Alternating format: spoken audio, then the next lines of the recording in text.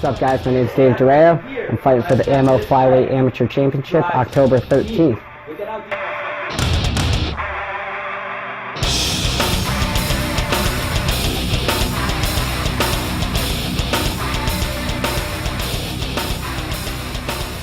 Feel great, man. I get a rare chance to right a wrong. I lost my first fight.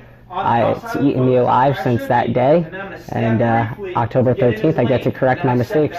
Mitch is a tough opponent, you know, like you said, he's 5-0. He's been on a tear, but I don't think his quality of opponent has been up to what I've improved to be.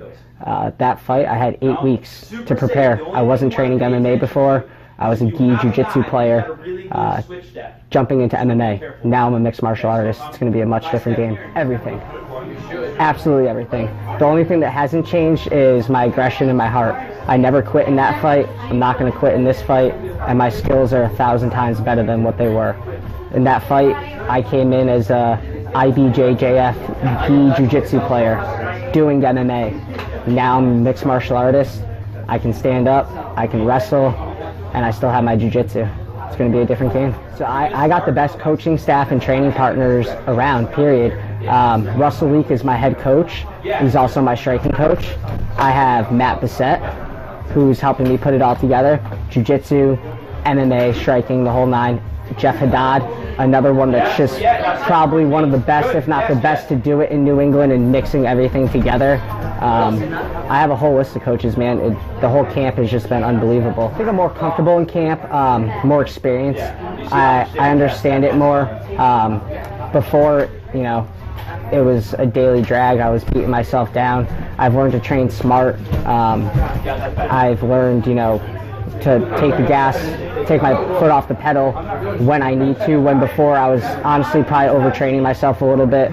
So I've been much smarter in this camp. I think the big difference is not what he's done, but what I've done.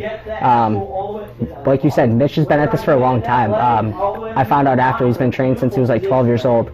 I started last March, last April.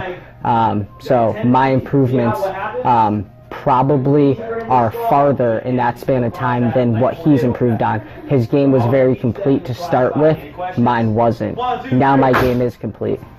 Obviously always growing, but you know, much more of a complete fighter. My heart, I never quit.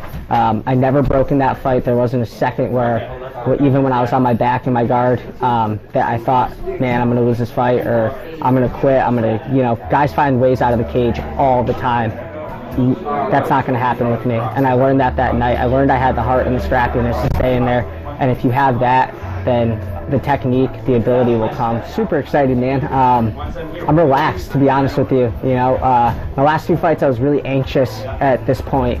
I'm obviously anxious to fight, but I'm not letting my brain go crazy, where the last, you know, my first fight with Mitch and my second fight with Matty Franco, my brain was racking, you know, you're thinking about the fight 24/7.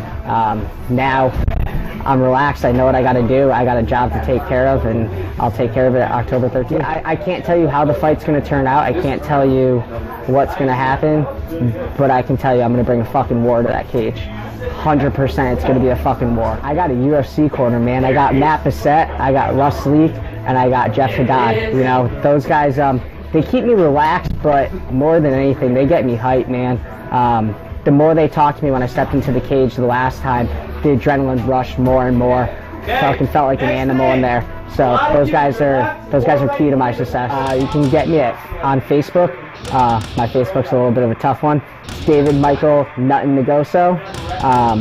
And then on Instagram, it's SpiderMonkey BJJ16. Mitch, get ready for October 13th. We're gonna have a war.